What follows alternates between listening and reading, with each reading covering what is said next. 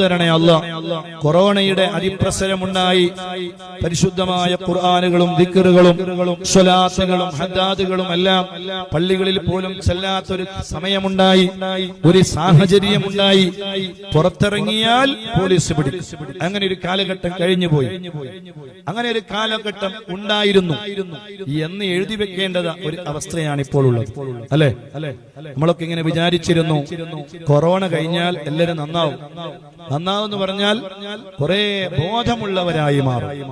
കല്യാണത്തിന്റെ പേരിലായാലും മറ്റ് എന്തിന്റെ പേരിലായാലും കാട്ടിക്കൂട്ടുന്ന ഒരുപാട് വൃത്തികേടുകളുണ്ടല്ലോ, തോന്നിവാസങ്ങൾ, അനാവശ്യങ്ങൾ, അള്ളാഹു ഒരിക്കലും പൊരുത്തപ്പെടാത്തത്, അള്ളാഹ് ഒരു നിലക്കും അള്ളാഹു ഇഷ്ടപ്പെടാത്ത ഒരുപാട് പ്രവർത്തനങ്ങൾ, അത് ഇന്ന് എന്ന് എണ്ണി പറയാനില്ല.